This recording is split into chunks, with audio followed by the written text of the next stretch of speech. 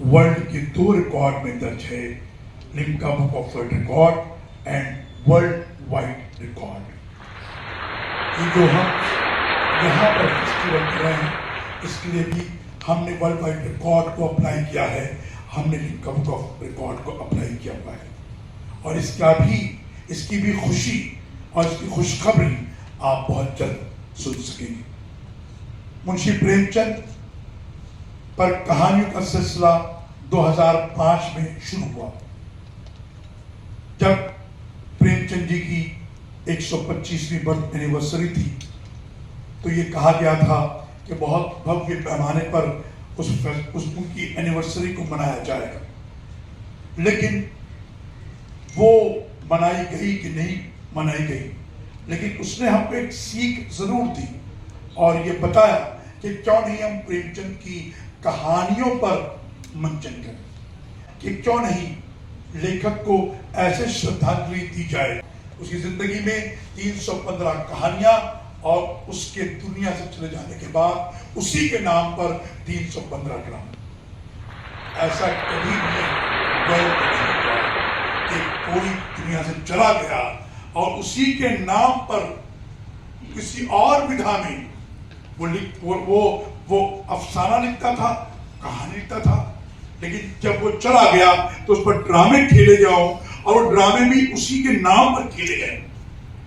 इससे बढ़कर प्रेमचंद जी को श्रद्धांजलि नहीं दी सकती कि आज 315 जो नाटक हैं वो प्रेमचंद जी के नाम पर हैं।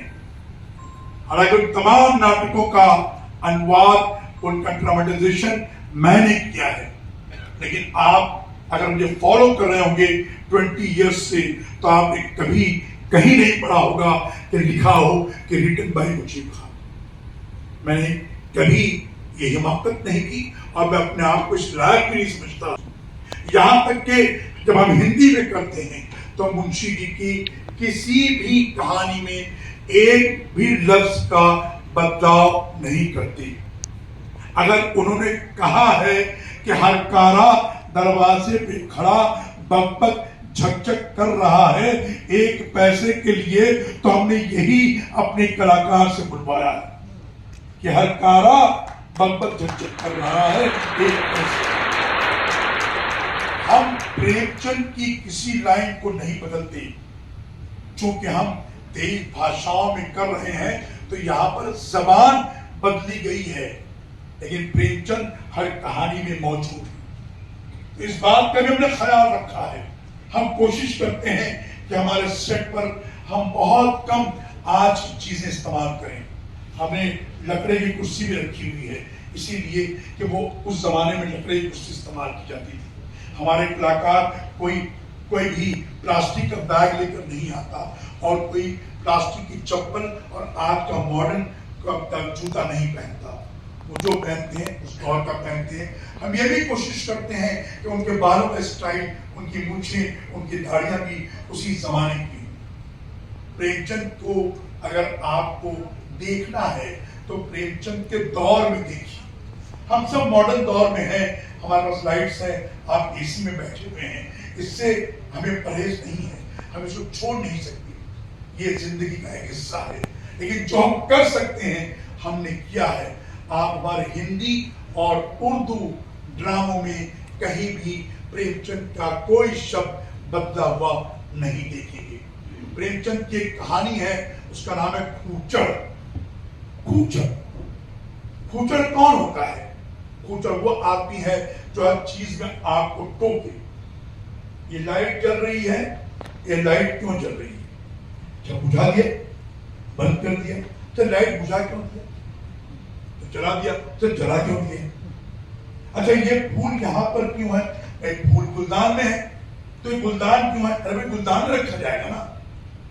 अच्छा ये किताब, भाई किताब वहां रखी गई, ये किताब क्यों है? ये हर चीज में उंगली करने वाले को उस जमाने में खूचड़ कहा जाता था, और खूचड़ हमारी डिक्शनरी में है। हमने इस्तेमाल करना बंद कर दिया है तो खूचड़ लापता हो गया है।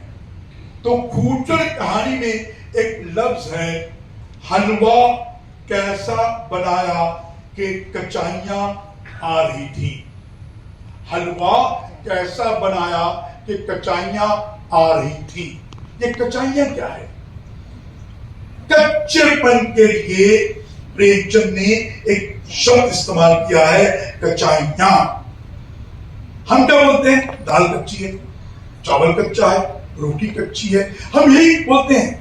हमने कभी नहीं ये कच्चाइयां जो है एक फीलिंग है, एक फीलिंग है। जब आप खाते हैं तो एक जो आप महसूस करते हैं अपने अपने मुंह के अंदर, वो फीलिंग है कचाइयां। तो प्रेमचंद ने उसके कचाइयां लफ्ज इस्तेमाल किया है। हमने अपनी कहानी में उस कचाइयां को रखा।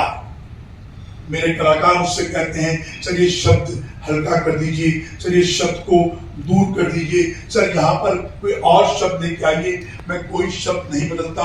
मैं यही मुझसे कहता हूं कि अगर मैंने एक एक शब्दों को बदलना शुरू कर दिया तो वो दिन दूर नहीं कि वो कहानी प्रेमचंद की ना बन के मेरी बन जाएगी। और मैं प्रेमचंद के एसेंस को कम नहीं करना चाहता, खत्म नहीं करना चाहता। और आप सबसे मैं निवेदन करता हूं कि आप भी आसान शब्दों का इस्तेमाल मत कीजिए। हैवी शब्द जो है जिंदगी में वो बोलिए, मोटे शब्दों का इस्तेमाल कीजिए, वरना आपका शब्दकोश एक पन्ने का रह जाएगा। सोच लीजिए।